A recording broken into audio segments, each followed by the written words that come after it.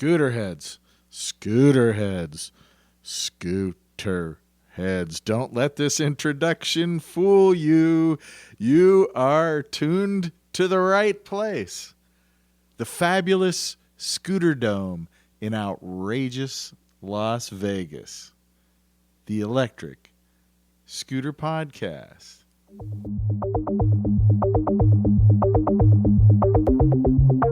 Welcome to another episode of Streetwise English Podcast, where we have interviews and conversations with our American friends. Today we have a special guest known as Dagwood Streets on YouTube and the owner of the Electric Scooter Podcast. He's got some crazy stories, and today he's going to be talking about something that happened in Memphis, Tennessee in the 1970s. The city was on fire, and the firemen were starting the fires. Put on your seatbelts and join us for this ride.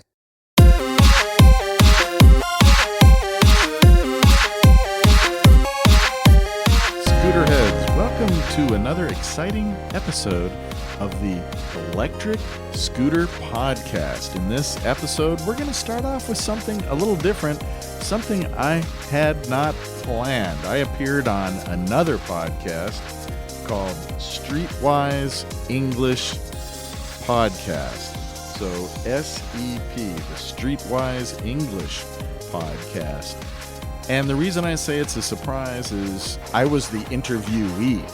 And near the end of the podcast, the host asked me to go ahead and mention if I wanted to mention my podcast, the Electric Scooter Podcast. And then he asked me what I thought about scooting and how it related to surfing, another hobby of mine. I just wasn't expecting that, and I like the natural response that I gave because I was caught off guard. I'm not saying it was eloquent or, trying to take pride in my English speaking skills or my locution or my pronunciation, but it was a podcast meant for people at the intermediate and above level that are learning English. It's called ESL, English as a Second Language. So I'd like to play that first just because I thought it was interesting to hear myself caught off guard, and rather than being the interviewer, for once being the interviewee, and how I reacted. So here's that clip from Streetwise English. I do know we have listeners from Sweden and Norway and Greece and the Netherlands, along with the English-speaking countries, Canada, America, and Australia and England. But there are folks from other countries, because I get the demographics, listening where English is not their first language. So you may want to check out Streetwise English Podcast if you want to hear the entire episode. But here's the way episode, I don't know if it's episode 4 or 5. Here's the way it ended. Before we go, do you want to tell people about your podcast that you have?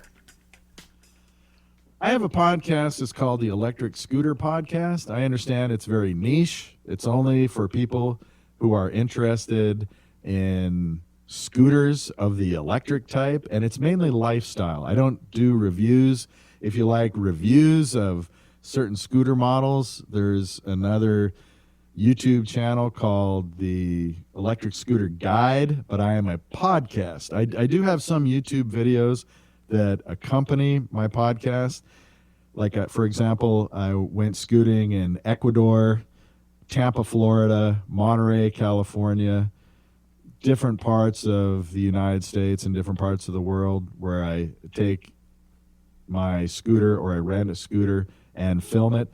But the YouTube videos are merely an accompaniment to my podcast. I'm really a podcaster, not a YouTuber. But you can go to YouTube, look up Dagwood Streets channel if you want to see some of the scooting videos.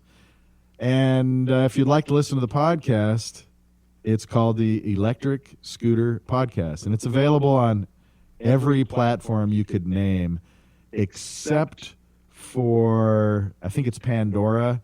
That there's one of the platforms that doesn't allow music, and I like to incorporate music in my podcasts.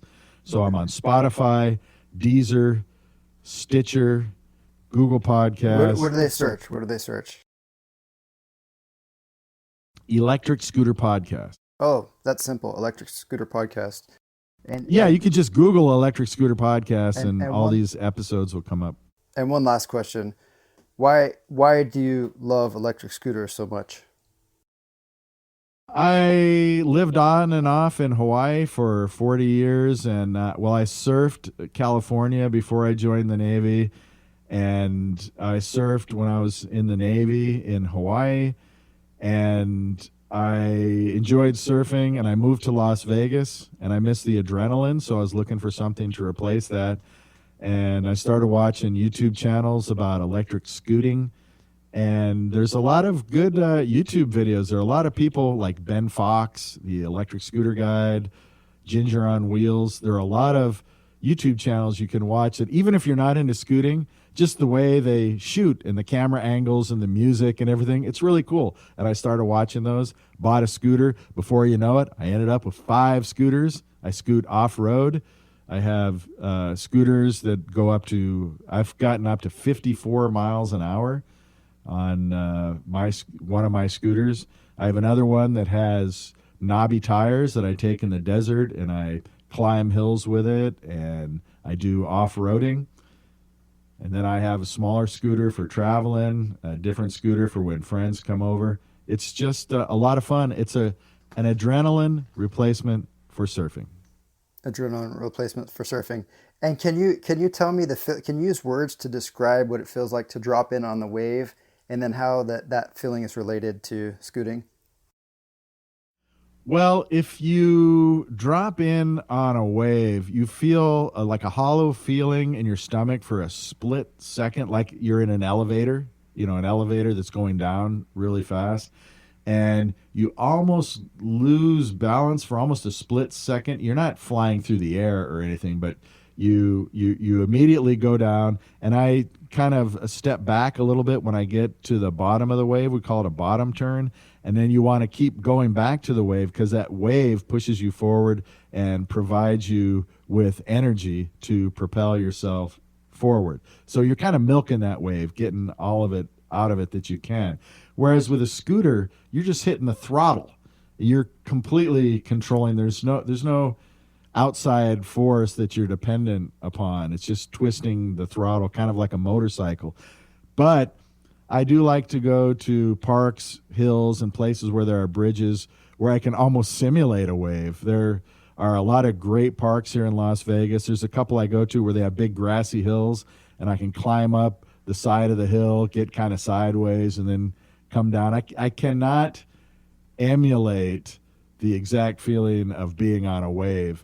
It's more of an adrenaline replacement than a direct replacement for surfing. So it definitely is different from surfing, but it does provide you that adrenaline. I like, as opposed to a motorcycle, which I have motorcycles as well. I have sport bikes and cruisers. But as opposed to motorcycles, you are standing up. So that is kind of a direct parallel to surfing, is that you're standing up. And I like that feeling. And what I tell people is get in a car, even if it's a convertible, and go 25 miles per hour.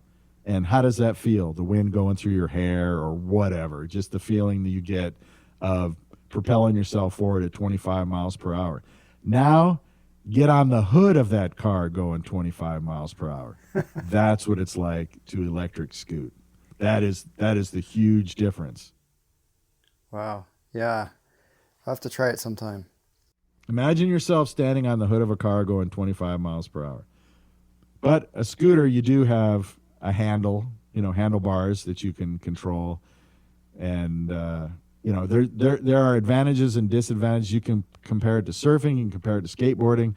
You can compare it to riding a motorcycle. But really, it's its own thing. I have friends that are into four-wheel drive, off-roading, motocross, all of those kind of sports, but they get on a scooter and they're like, whoa, I don't feel safe on this thing. Or It's, these little teeny wheels freak me out. I can't do it. Your sense of speed is accelerated. It's multiplied when you're standing up on a scooter, slicing through the air. It's just something you just have to try it. Yep, that's what I say about electric scooting. You just have to try it. And if you want to sharpen up your English skills, and English is a second language for you, check out Streetwise English Podcast. And among other places, you can just get it right on the tubes. YouTube, give it a check. Streetwise English Podcast. Well, it's time for the news. Electric Scooter Podcast News. It's time for the news. All right, you get the idea. It's time for the news. That's right. You heard it correctly. The Electric Pooter Skodcast News. What's an electric pooter? Well, it's a machine that generates farts. But we're not going to listen to that now. You can check out my song, I Like Beans, on the Dagwood Streets YouTube channel if you want to hear the electric pooter. Farts are funny. Come on, don't give me that. Farts are always funny. Farts are never not funny. But this section has nothing to do with farts. Although it does have relation to folks giving off gas, because I get emails from time to time commenting on the show, which I encourage you, if you have an iPhone, for example, I know there's Androidians, I know there's iPhonians. If you're an iPhonian, I don't know how to do it on Androidian, sorry, but if you're an iPhonian, scroll up, keep scrolling, and I know you're going to give me 5 stars. So when you do give the podcast 5 stars, put a little comment. I think there's only like 3 or 4 comments in there, although there's like 29 ratings. Overwhelmingly, 5-star! I like beans. Not that I'm trying to pass any subliminal 5 messages star to you rating. But I encourage you to scroll up, up. Give me 5 stars. And when you do that, maybe make a comment. Tell other people. This is why you should listen to the Electric Pooter Skodcast.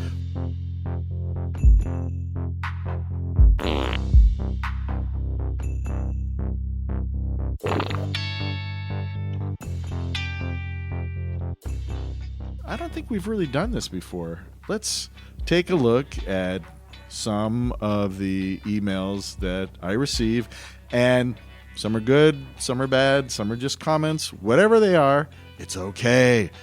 I have thick skin. I am not going to be offended. You can say whatever you want. I'm not a corporation. I'm not in anybody's pocket. I don't make any money from anybody. So you can say absolutely. Only Filipinos will get that.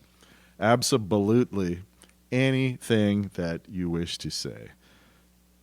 So let's go. Let's take a look at this email. This first email is from Normando Comando 4, and then WD, which I assume is 4-wheel drive. And Normando says, I'll paraphrase it. It's kind of a long email. He's pretty much comparing bicycles or e-bikes to scooters and why he prefers e-bikes. And it's hard to argue with it. He says the wheels are larger and you have a lot better control. You have more control over your brakes as well, because he's afraid if he slams on the front brake of an electric scooter that he might do an endo. If you don't know what an endo is, it means end over end. So your rear will kick up and you'll go forward and you'll lose your front teeth. Well, that's possibly true, but it's important when you're braking to understand when to brake and how to use your brakes. And it's definitely true that on a bicycle, you're going to go over potholes with a lot more safety, security, a lot more confidence. But that's the thing. I don't know if you've ever seen or heard of Gas. It's a Spanish company that makes motorcycles, some of them that don't even have seats. It's called Trials bikes. You're not riding a Trials bike to get to school or even to go down the street. Trials bikes, they hop up and down rocks, and it's all about balance and speed and horsepower. None of that is relevant because you're just focusing your attention on staying upright as you negotiate various types of obstacles. And that is the point of the sport. That is the point of Trials bikes, to maintain your balance gracefully as you go up and down rocks, platforms, trails. You're not traveling any distance. Check it out on the tubes if you're interested in that kind of thing. When I'm comparing e-bikes or regular bicycles to electric scooters, it's kind of the same thing.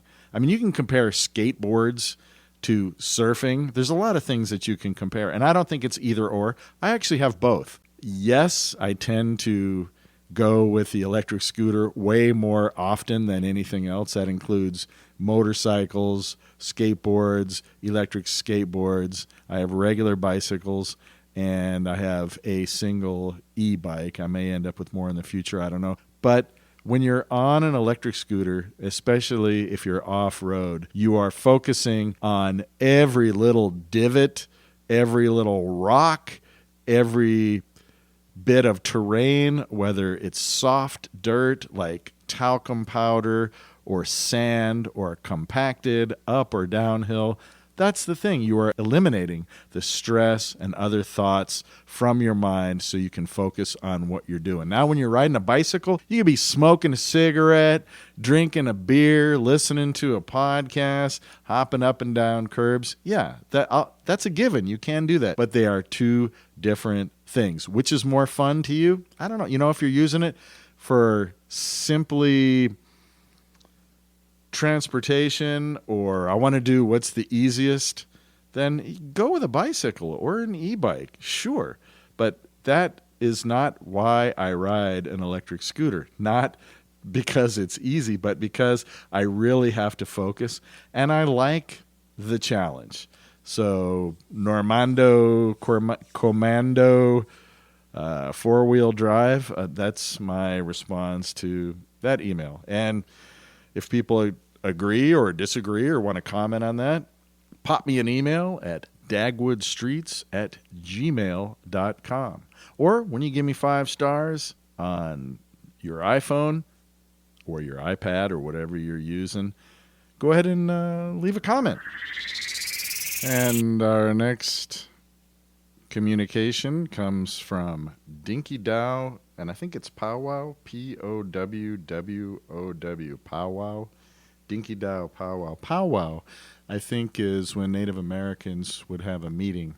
They called it a powwow. So Dinky Dow Powwow also mentions e-bikes and the comparison, and says that he'd rather be on a Surron, Surron, any day of the week rather than an electric scooter. Well, that just goes back to the previous email, so I'll use the same arguments.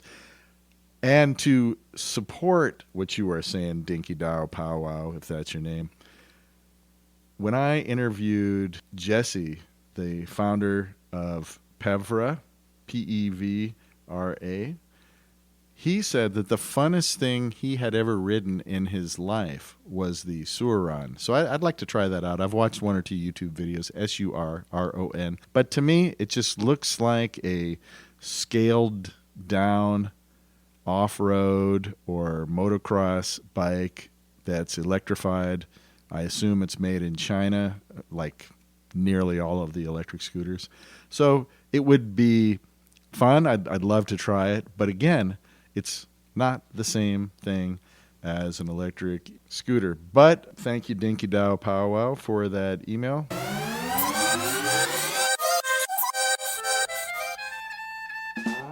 DSP is here for you, so drop an email to our crew. We might not know what to do, but Dagwood's here for you. That's dagwoodstreets@gmail.com. If you don't know what to do, Dagwood's here for you. Dagwood's here for you. Dagwood's here for you, scooter heads. Oh, I think I got something stuck in my clarinet there. Well, that's our email song. So we're going to continue on with emails. And I'd like to mention at this juncture, which is not to be confused with tincture. Tincture is a completely different thing. But at this juncture, also not a puncture, which you don't want either. But at this juncture, I'd like to point out, if you want to know more about technical aspects of certain scooters, check out the Electric Scooter Guide, particularly their forum. Let's pump up that forum, folks, okay? Participate. Just go on there to the Electric Scooter Guide, link to the forum, and just ask a question. You'll be surprised. There are very talented, knowledgeable people that will get back to you almost right away. Did I get an answer to my question about what's the best travel scooter to take on airplanes? Airplanes? Not so much. But that's all the more reason to pump up the Electric Scooter Guides forum. If there are other forums out there, let me know. But if you send me an email, let me know what you like about the show, what you don't like about the show. That's what I'm looking at here. That's what the email section is. I can give some basic advice on tires or what scooters I prefer over other ones or where to look. But for down and dirty details, you can check with Ginger on Wheels. He's a really smart guy who works on his own scooters and has learned a lot throughout the process. Not just scooters, but electric unicycles. And he is also very good for accessories. What type of light do you want? What type of helmet should you wear? We're going to talk about helmets here briefly in a moment with this next email. But Ginger on Wheels has a link from his webpage that goes to Amazon, and it's all products that he has specifically used and likes. It's not a crass commercial, hey, I want to make a bunch of money. It's tried and true stuff that he has actually used. And frankly, he knows better than I do, so I defer to him and the experts at the Electric Scooter Guide. But if you want to get in touch with the Electric Scooter Podcast, Dagwood Streets @gmail.com. Don't forget 5 stars on iTunes. Mention the things you like about the podcast. And when you drop me an email, I will do my best to respond to you. And if you have suggestions, what you'd like to hear episodes are about, Dagwood's here for you. As you can probably tell by the music, this next email is a bit more somber. Peter from South Australia wrote to the Electric Scooter Podcast, and we had previous correspondence talking about Zero scooters. He wanted to give props to the Electric Bike Superstore down there in South Australia. He was really happy with their service, and he wanted to mention that to me, and I believe I mentioned it on a previous podcast because I was talking about maybe interviewing with them. But as it turns out, they don't sell electric scooters anymore. They're strictly in the electric bike business. Well, Peter and his wife were out riding with a couple friends, and one of them was going too fast to control his scooter. He came within inches of taking down Peter's wife, but thankfully she was able to get out of the way and she's okay. But the friend hit the ground and slid headfirst into a wooden pole. His injuries were so severe that he was in a coma for 2 weeks and spent an additional 6 weeks in the hospital. He's recovering, thankfully, but it's a long, slow road for him. Well, my question to Peter was obvious. Was he wearing a helmet? And if so, what type of helmet? I'll get back to that in a moment. Peter goes on to say that he was traumatized, and rightfully so, and his wife as well.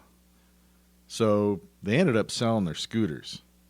They did not want to get rid of the scooters, but the e-scooter laws in South Australia are kind of severe and kind of ridiculous, and they have had some issues. They still listen to the podcast, and they wanted to mention that the shop where they purchased the e-scooters, which is, again, Electric Bike Superstore in South Australia, was very helpful in helping them get past this incident. And they bought a couple e-bikes. So they've recovered enough from this traumatic event to get back on at least cruising bike tracks, which is good. Hey, it's healthy. They always say get back on the horse, but it's healthy to get out there in the wind, out of your house, and go outdoors, especially in these times. Outdoors and sunshine are the best. They are what we need the most in these times. So they're loving the bikes, which is a great thing. Of course, they're only 250-watt motors because that's the only thing that's legal there in Australia. That's the law. 250 watts max on e-bikes. Obviously, I don't agree with that, but they can use the bike lanes. They can go wherever bikes can go, so that's a good thing. Whereas on a scooter, they're always dodging the law, and they know once they leave their own property, they're basically breaking the law. So now they're not worried about getting fined, or, just like in England, they can have their scooters confiscated. I think that's just crazy. In the end, Peter said that he hopes that the laws will change and reflect the reality of micromobility and begin to embrace it. And if that were to happen and they made scooters legal, Peter and his wife would probably get back on scooters. That's what he's telling me. He goes on to say he likes the podcast and he's still going to continue to listen to it. Peter, when I asked him about whether his friend was wearing a helmet or not, was kind enough not only to answer me, but he sent pictures before and after. He was wearing a Bell, B-E-L-L, full face helmet. He upgraded the helmet the day before he crashed. Good for him, because it saved his life and his face. Peter goes on to say in his follow-up email to me, him and his wife always wear the correct safety gear, but you can't control what other people do, and that's so true. People have a right to wear or not wear whatever they want. He also emphasized that the decision to switch to e-bikes was really more based on the illegality of scooters. The law, they might look the other way, but they just might hassle you, and you never know. That police officer could be having a bad day and want to take it out on you. Who knows? So the photographs Peter was kind enough to send show, indeed, it's a full-face helmet that is kind of designed for off-road. It looks like maybe motocross or something because, it has holes like all over it to let the air get through to keep you cool. And you can see the picture of the helmet he sent me after the accident. The front right is completely scraped up. It looks like it was just... I know he ran into a wood pole, but it looks like he ground it into asphalt before it hit that wood pole. So, wow, without that helmet, I cannot imagine the damage it would have done to his head. So thank God he was wearing that. I wish him a speedy recovery. I know all scooter heads do, because accidents happen. They're unfortunate. We try the best we can to avoid them. Peter goes on to say they're well aware of the dangers of riding scooters, but it was really based on the illegality that they decided to hang up the scooters and pick up the e-bike. The e-bikes that him and his wife ride are called the ET Cycle F1000. They're really happy with them, and comparing it with the Zero 10X that they had, the Zero 10X has two 1,000 watt motors, and the e-bike only has 250 watts, but they're still getting 70 kilometers of distance, which is slightly more than the scooters got, and they can go up every hill that the scooter could climb, and they haven't had any issues. Even though they have only 250 watts and max out at 25 kilometers an hour, they're having a good time, and when they leave the house, they don't have to worry about the long arm of the law coming down on them. And now they can worry-free go to places they never would have had to worry about with the scooters. So Peter, thank you and your wife so much for listening, and all the other people who I mentioned earlier who wrote into us. This episode was about email. It really ended up with keeping the shiny side up and the dirty side down. It's sad. I hate to see those kind of things happen. But like they say, when one adventure ends, another one begins. And hopefully they will change the laws in Australia and in England so people can enjoy their electric scooters, and let that be a lesson. As if we need another lesson, right? We really don't. Wear your safety gear. You never know what's around that corner or what is going to happen minute to minute. As I said in the last podcast, practice your skills. Sometimes get out there and just practice figure eights, practice how far you can lean, practice on different types of terrain, loose gravel, asphalt, sidewalk. In my case, off-road. Just go out there and hone your skills. Don't use it exclusively for transportation. Until next time, keep the shiny side up, the dirty side down, and a speedy recovery to Peter's buddy,